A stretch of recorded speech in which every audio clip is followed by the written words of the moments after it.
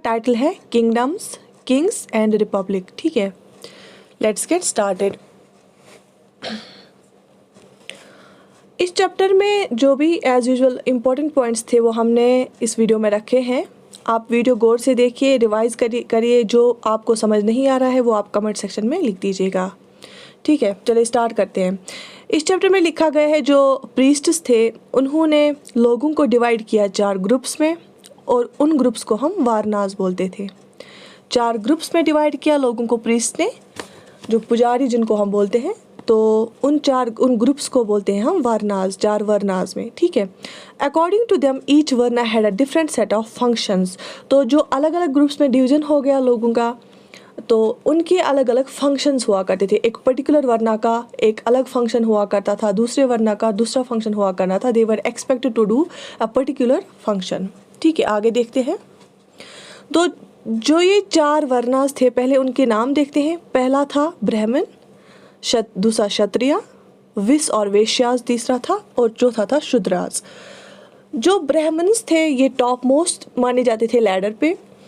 तो ब्राह्मण से एक्सपेक्ट किया जाता था कि वो सिर्फ पढ़ाई करते थे, और sorry it is teach not take, expected to study and teach the Vedas. एक तो वो पढ़ते थे और फिर दूसरे ब्राह्मण्स को पढ़ाते थे, और ये परफॉर्म क्या करते थे, सेक्रीफाइसेस, और इनको गिफ्ट्स भी दिए जाते थे। इन शॉर्ट आपने देखा होगा इसके बाद भी जो मॉडर्न टाइम्स में भी कुछ हिंदूज ऐसे हैं जो प्रीस्ट्स होते हैं, उनका जो स्टेटस है हायर लेवल पे है। तो पहले भी जब वर्ना सिस्टम था तो जो ब्राह्मण होते थे उनका स्टेटस बहुत अपर लेवल का होता था, और उनका क्या काम था, पढ़ाई करना, वेदास जो हिंदू स्क्रिप्ट्स है, लिटरेचर जो हिंदू का है वो किताबें पढ़ना, वेदास पढ़ना, उपनिषद पढ़ना। ठीक है, उसके बाद इससे पहले चैप्टर में हमने 4 वेदास के बारे में पढ़ा। उसमें हमने पढ़ा कि जैसे ऋग्वेदा में क्या क्या लिखा होता था। ठीक है, इसी हिसाब से जो ब्राह्मण्स होते थे वो हिंदू लिटरेचर पढ़ते थे, स्क्रिप्ट्स पढ़ते थे, वेदास पढ़ते थे, और सैक्रिफाइसेस परफॉर्म करते थे। और उनको फिर जो बड़े बड़े राजाज रूलर्स होते थे वो उनको क्या देते थे, गिफ्ट्स देते थे इनके बदले में। दैट मीन्स कि ये सारा जो रिलीजियस फेस्टिवल्स या रिलीजियस उसको लीड करते थे। ठीक है, तो उसके बाद क्षत्रियाज का काम होता था लड़ाई करना, जंग लड़ना। ये माने जाते थे ब्रेव एंड बोल्ड, और माने जाते थे they are good in this fighting battles. तो they were expected to fight battles and protect people. इतना समझ आ गया। जो क्षत्रियाज होते थे वो जंग के लिए होते थे, लड़ाई लड़ने के लिए होते थे, और अपने बोलते थे जो राजा होता था तो वो उन लोगों की हेल्प से आर्मी बनाता था, और सो दैट कि वो जो बाकी लोग हैं उनको बचा सकें। तीसरा है विश्य और वेश्याज जो होते थे they were expected to be farmers. वो एग्रीकल्चर पर्पज़ रिलेटेड काम करते थे, हर्डर्स एंड ट्रेडर्स, या वो फिर ट्रेड भी करते थे। जो एग्रीकल्चर प्रोडक्ट्स होते थे, रॉ मटेरियल या कुछ और, वो फिर ट्रेड भी करते थे। तो आपको समझ आएगा होगा कि ब्राह्मण जो है वो रिलीजियस जो फंक्शंस है वो करते थे, पढ़ाई करते थे, वेदास तब पढ़ते थे। जो क्षत्रिय है वो लड़ने के लिए होते थे, और जो वैश्यास है वो एग्रीकल्चरिस्ट्स होते थे, और उसके बाद वो ट्रेडर्स भी होते थे। जो क्षत्रियाज और वैश्यास है वो भी परफॉर्म करते थे सेक्रीफाइस परफॉर्म करना, मतलब कि तब जब भी कुछ कोई राजा कुछ जीता था या कुछ अच्छा काम करता था तो उसके बाद वो फिर एनिमल को सेक्रीफाइस करते थे। उस टाइम जब एनिमल सेक्रीफाइस करते थे कुछ अलग से वो अपनी रिलीजन के कुछ वो मंत्रास पढ़ते थे, तो उसके लिए ब्राह्मण होते थे। तो इनको भी अलाउ होता था क्षत्रियाज और वैश्यास को सेक्रीफाइस करना। ठीक है, दैट मीन्स रिलीजियस मैटर्स में वो फंक्शन टेक पार्ट लेना। अब आते हैं चौथे नंबर पे शूद्रास पे। शूद्रास का काम होता था जो ये 3 वर्नास है, ब्राह्मण, क्षत्रियाज एंड वैश्याज, इनको सर्व करना। और वो कोई रिचुअल परफॉर्म नहीं कर सकते थे क्योंकि ये लोअर लेवल पे रखा गया था इनको। तो इतना आपको याद रखना है, इनको सर्व करना था अदर 3 वर्नास को, और उनको ये कोई रिचुअल परफॉर्म नहीं कर सकते थे। और मैंने आपको बोला जो वैदिक टाइम था, कल हमने देखा कि कुछ जो वुमेन है उन्होंने भी कुछ कंपोज किया है, कोई पार्ट किसका, कोई डायलॉग्स ऋग्वेदा के। लेकिन तभी मैंने आपको बोला था लेटर वैदिक पीरियड में या उसके बाद जो वुमेन का स्टेटस है वो थोड़ा डिग्रेड होने लगा। और एक टाइम ये भी आ गया जो वुमन को है उनको ग्रुप करते थे किन के साथ, शूद्रास के साथ। They were not allowed to do any rituals. ठीक है, both women and Shudras were not allowed to study the Vedas. तो इनको अलाउ भी नहीं करते थे वेदास पढ़ना। ठीक है, जो भी वुमेन हो और शूद्रा उनको एक ही स्टेटस पे रखते थे। आई होप कि यहाँ तक आपको कोई कन्फ्यूजन नहीं होगा। तो अब जो ब्राह्मण में बच्चा पैदा होता था ब्राह्मण्स में, वो तो ब्राह्मण ही कहलाता था। उसके बाद क्षत्रियाज वाला बच्चा क्षत्रिय ही कहलाता था। तो प्रीस्टेस ने क्या किया, on decided on the base of birth, ठीक है, कौन कहाँ किस वर्ना में जन्म लेगा तो वो उसी वर्ना से फिर उसको वही function, they were expected to do that function only. तो कुछ जो शूद्राज में थे तो उनका शूद्राज में कुछ इंटर्न इतने लो स्टेटस में थे कि उनको अनटचेबल्स बोलते थे। वो तो एक तो वो जो अपर थ्री वर्नास हैं उनके साइड में रह नहीं पाते थे। अगर वो कभी उनके सामने चल नहीं पाते थे, उनके साथ वो कभी बिल्कुल भी नहीं, ना उनका खाना बनाना था उनका अलाउड, तो बिल्कुल ही उनकी मिजरेबल कंडीशन थी। तभी उनको अनटचेबल्स बोलते थे, उनको किसी चीज़ को टच भी नहीं किया जाता था, ठीक है। और एक वैदिक पीरियड में हम या लेटर वैदिक पीरियड का बात करेंगे तो उसमें एक स्पेशल टाइप का एक जो पोर्ट्री सिस्टम था। जैसे हमने इंडस सिविलाइजेशन में पढ़ा कि रेड एंड ब्लैक वेयर था। ये इन चीज़ों से क्वेश्चंस आते हैं कि किस पीरियड में कौन सा टाइप पोर्ट्री यूज़ होती थी। तो यहाँ पे एक स्पेशल टाइप होता था पेंटेड ग्रे वेयर, ठीक है, पेंटेड ग्रे वेयर, और बाकी रेड पोर्ट्री भी होती थी अवेलेबल, लेकिन जो पेंटेड ग्रे वेयर है वो स्पेशल पर्पज़ के लिए यूज़ होते थे। उसके बाद आते हैं हम महाजनपदास पे। तो जैसे इसका चैप्टर का टाइटल ही है किंगडम्स, तो जो भी बड़े, maha means large, big, janapadas means kingdoms, जो बड़े बड़े किंगडम्स बनाए गए थे। फिर कुछ छोटे छोटे किंगडम्स भी, लेकिन कुछ ही थे जो बड़े किंगडम्स थे।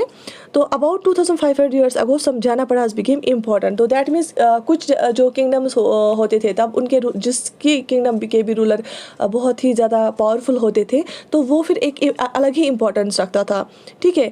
Most of them had a capital city, money of these were fortified. तो जो ये बड़े जनपदास थे, बड़े किंगडम्स बने हुए थे, उनको हम महाजनपदास बोलते थे। उनके कुछ के रूलर्स बहुत पावरफुल हुआ करते थे, तभी उन्होंने इतना बड़ा किंगडम को इतने बड़े पैमाने पर ये किया होता था, अपने अंडर लाया होता था। और उनकी कैपिटल सिटीज़ भी फिर बन गई थी, और जो उनकी कैपिटल सिटीज़ थी दे वर फोर्टिफाइड। फोर्टिफाइड का मतलब होना क्या है, आपने फोर्टिफाइड वर्ड बहुत जगह पे सुना होगा।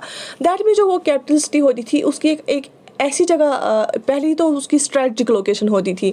कोई भी जो उस किंगडम में जो एक इम्पॉर्टेंट जगह होती थी, जो बहुत ही बेनिफिशियल थी रूलर के लिए, जहाँ से उसको हर एक तरफ जो इसका किंगडम था नज़र रही होगी या रास्ता ठीक ठाक होगा, तो कुछ ना कुछ इंपॉर्टेंट हुआ करता था उस जगह, तो उसको कैपिटल सिटी बनाते थे। फोर्टिफिकेशन मीन्स उनको फिर उसको प्रोटेक्शन के लिए कि ये जो हमारी कैपिटल है ये सेफ रहे, उसके लिए ह्यूज वॉल्स बनाते थे, ब्रिक्स से, स्टोन से, वुड से। तो forts were built for protection. तो प्रोटेक्शन के लिए बड़े बड़े वॉल्स बनाते थे कि कोई भी उस किंगडम में आएगा तो उसको वो एंट्री इजीली नहीं मिलेगी। That means to keep a check on some evil and illegal elements, they were fortified. Forts were launched, huge walls were established with the help of stones, bricks and wood. इतना समझ आ गया आप लोगों को? कुछ जो भी एंशंट लेटर से कोई क्वेश्चन आता था, 90% ऑफ द चांसेस रहते हैं कि कुछ टर्म्स देते हैं, वो ये टर्म किसके रिलेटेड है, ठीक है। अब आते हैं टैक्सेस पे। जो महाजनपदास में इन्होंने फिर पहले तो ये टैक्सेस का कॉन्सेप्ट नहीं था, इससे पहले चैप्टर्स में हमने कहीं पे नहीं पढ़ा। उसके बाद टैक्सेस का कॉन्सेप्ट भी डेवलप हो गया। क्यों डेवलप हो गया? जो ही कुछ रूलर्स ने किंगडम्स बनाने स्टार्ट कर दिए, उसके बाद वो बड़े बड़े किंगडम्स आ गए जिनको हम महाजनपदास बोलते हैं। तो उन किंग्स को क्या काम होता था, ये पहले बिल्ड करते थे, पहले बहुत बड़े फोर्ट्स बनाते थे। मैंने अभी बोला प्रोटेक्शन के लिए, कैपिटल के सिटी के सराउंडिंग में ये ये साइड्स पे लगाते थे प्रोटेक्शन के लिए। और क्या करते थे काम कि अपने किंगडम को बचाने के लिए एक बड़ी आर्मी मेंटेन करते थे। तो वो बड़ी बड़ी वॉल्स बनाने के लिए और आर्मी मेंटेन करने के लिए उनको बहुत खर्चा लगता था, इसलिए फिर उनको लगा कि टैक्सेस की ज़रूरत है, ठीक है। तो उससे पहले वो गिफ्ट्स लेते थे, तो instead of depending on gifts they started collecting regular tax. तो अब इन्होंने क्या किया, इन्होंने रूलर्स ने कि रेगुलरली इन्होंने टैक्स लेना स्टार्ट किया। तो इन टर्न ये लोग उसे टैक्स लेते थे, लेकिन इन रिटर्न क्या होता था, ये उनको प्रोटेक्शन प्रोवाइड करते थे, ठीक है। इनको बड़ी आर्मी मेंटेन करनी पड़ती थी, कैपिटल सिटीज़ पे नज़र रखने के लिए लोग स्पाई सिस्टम लगाना पड़ता था। तो बहुत सारे खर्चे इनके होने लगे, तो फिर इसलिए इन्होंने रेगुलर टैक्सेशन सिस्टम का एस्टेब्लिश कर दिया। टैक्सेस ऑन क्रॉप्स, तो पहले हम देखेंगे टैक्सेस कैसे लेते थे। क्योंकि उस टाइम पे ज़्यादातर लोग फार्मर्स ही थे, एग्रीकल्चर ही मेन ये ऑक्यूपेशन था, और कुछ कैटल रेयरर्स भी थे। तो 1/6 ऑफ व्हाट वाज प्रोड्यूस, जितना भी वो इनका एनुअल ये होता था, सीज़न के लास्ट में हार्वेस्ट करते थे, उसका 1/6, ठीक है, ये आपको याद रखना पड़ेगा। 1/6 ऑफ व्हाट वाज प्रोड्यूस, जितना भी फिर लास्ट में उनको हार्वेस्ट होता उसका 1/6, और उसको हम क्या बोलते थे, जो भी ये फिर देते थे ना इस एज अ टैक्स, उसको हम भागा और शेयर बोलते थे। भागा का मतलब होता है शेयर, ठीक है, इसको हम भागा बोलते हैं और अ शेयर, ठीक है। Taxes on crops persons as well, अच्छा जिसके पास ज़मीन नहीं होती थी, जिसके यहाँ क्रॉप्स नहीं होते थे, उसको क्या होता था, उसको जो लेबर होता था उसको मजदूरी के दिन देने पड़ते थे, मतलब काम करने आना पड़ता था। अगर वीवर है तो उसको एक दिन काम करने आना पड़ता था, या सिमथ है उसको एक दिन काम करने आता था, ऐसे लोहार है, कोई भी है, कारपेंटर है, उसको डे के बेसिस पे कितने दिन उसके चढ़ते तो उसको काम उस हिसाब से लेबर देना पड़ता था। Service, that means they were providing service, others were providing goods in the form of taxes in the form of goods, so and other people were providing services in the taxes in the form of services, ठीक है। Herders in the form of animals and other, जो cattle rearing के का जिनके पास cattle होता था तो वो क्या करते थे, या तो वो कुछ जानवर देते थे रूलर को, या वो कुछ जानवर का प्रोड्यूस देते थे, ठीक है, मिल्क देते थे, मीट देते थे, स्किन देते थे, लेदर देते थे। और टैक्स किस चीज़ पे लगता था, जो ट्रेड होता था, जिन चीज़ों का ट्रेड होता था या खरीदी जाती थी या बेची जाती थी, उन पे भी टैक्स लगता था। हंटर्स गैदरर्स क्या करते थे, वो भी provide forest produce the Raja. Even जो हंटर्स और गैदर जो शिकार करने जाते थे या फॉरेस्ट में घूम के चीज़ें उठाते थे खाने की, वो भी थोड़ा सा उसमें से अपना जो शेयर है वो भागा किसको देते थे, रूलर को देते थे।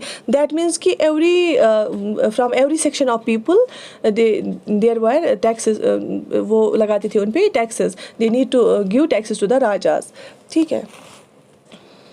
Changes in agriculture, so with time there were changes in agriculture, हम देखते हैं कौन कौन सी चेंजेस हो गई। Growing use of iron ploughshares, अब पहले तो स्टोन्स, जब हमने इंडस्ट्रियल सिविलाइजेशन के टाइम देखा या एंशिएंट हिस्ट्री पे देखा, तो तब स्टोन टूल्स हुआ करते थे, तो वो उन्हीं बिल्कुल सिंपल स्टोन टूल से ज़मीन को खोदते थे, जिस वजह से उनका प्रोडक्शन भी उतना अच्छा नहीं होता था। तो फिर क्या हुआ, बहुत ज़्यादा यूज़ हुआ आयरन, जब इन्होंने स्टार्ट किया यूज़ करना, तो उसके बाद आयरन प्लोशेयर्स, तो जो हल होते थे जिससे ज़मीन को वो क्या करते थे, डाग करते थे क्रॉप्स बोने के लिए, तो फिर वो आयरन के बने। तो फिर उस वजह से उन्होंने ज़्यादा से ज़्यादा लैंड को क्या किया, कल्टिवेशन में कन्वर्ट कर दिया एग्रीकल्चर पर्पसेस के लिए। पीपल बिगेन ट्रांसप्लांटिंग पैडी, तो उसके बाद क्या हुआ कि उन्होंने पहले तो वो ऐसे ही बोते थे और वहीं उगता था, फिर उन्होंने क्या किया, जब उनके पास आयरन के जो टूल्स आ गए, उसके बाद उन्होंने क्या किया, पहले वो एक जगह वो बोते थे बीज, उसके बाद उसको ट्रांसप्लांट करते थे, क्योंकि वो जो मेथड है वो बहुत ही ज़्यादा इफेक्टिव है और उसमें प्रोडक्शन भी बहुत ज़्यादा होती है, ठीक है। एग्रीकल्चरल लेबर्स, और जो एग्रीकल्चर लेबर, जो भी मज़दूर होते थे और जो एग्रीकल्चर पर्पज़ के मज़दूर होते थे, उनको हम कमाकाराज बोलते हैं। कमाकाराज किनको बोलते हैं, एग्रीकल्चरल लेबरर्स को। ये क्वेश्चन आया था, ठीक है, कमाकाराज हम बोलते हैं एग्रीकल्चरल लेबरर्स को। अब हम पढ़ेंगे मागध के बारे में। मागधा, मैंने आपको इससे पहले भी एक हम चैप्टर में हमने पढ़ा कि जो रिवर गंगा है और रिवर सोन है उसकी ट्रिब्यूटरी, उन दो रिवर्स के बीच में जो एरिया है उसको हम मागध बोलते हैं। जो रिवर गंगा है और रिवर सोन है, उन दो रिवर्स के बीच में जो भी एरिया है उसको हम मागध बोलते हैं, ठीक है। Most important mahajanapada in about 200 years, सबसे ज़्यादा इंपॉर्टेंट महाजनपड़ा, बहुत बड़ा किंगडम था, कौन था, मागधा का किंगडम था। Many rivers such as Ganga and Son flowed through Magadha, तो जैसे मैंने आपको बोला गंगा और सोन रिवर मागधा से गुजरता था। ये इम्पॉर्टेंट क्यों था, क्योंकि वहाँ पे मागधा तक ट्रांसपोर्ट था। ये जो रिवर्स थे ना, मागध का ये इम्पॉर्टेंट क्यों था, क्योंकि ये दो रिवर्स के बीच में लैंड था। जो ये रिवर्स थे, ये इनकी पानी की वजह से जब कभी फ्लड आता था तो लैंड फर्टाइल हो जाती थी, वाटर अवेलेबल था सर्वाइवल के लिए, रिवर्स एक्ट करते थे एज ट्रांसपोर्ट, ठीक है। तो इसलिए ये जो मागध है इसका एक स्ट्रेटजिक लोकेशन था और सारे रूलर, जो मोस्ट पावरफुल रूलर्स थे, वो चाहते थे कि वो अपने कंट्रोल में मागध को लाए। जो कुछ एरियाज मागधा के थे, दे वायर फॉरेस्टेड, वहाँ एक अच्छा खासा जंगल भी था मागधा में। जो जंगल में एलिफेंट्स हुआ करते थे, उनको ट्रेन किया जाता था आर्मी के लिए, और जंगलों से क्या हाउसेस के लिए वुड निकलता था, कार्ट्स बनाते थे, कैरेट्स बनाते थे, ठीक है। Besides there were iron ores और माइंस इन द रीजन, तो मागधा को जो रीजन है वहाँ से हमें आयरन भी मिलता था। तो आयरन किस काम आता था, टूल्स बनाने के लिए, वेपन्स बनाने के लिए। आयरन की वजह से ही एग्रीकल्चर जो है प्रॉस्पर हो गया इतना ज़्यादा। Magadha had two very important rulers. Magadha के दो इंपॉर्टेंट रूलर्स थे, उनका नाम है बिंबिसारा एंड अजातशत्रु। अजातशत्रु का कभी नाम है अजातशत्रु भी लिखा हुआ है कुछ बुक्स में। तो दो इंपॉर्टेंट रूलर्स है मागधा के, एक तो बिंबिसारा है, दूसरा अजातशत्रु है, ठीक है। इन्होंने दूसरे अदर जो जनपदास भी थे, छोटे छोटे किंगडम से, उनको भी कनकर कर दिया।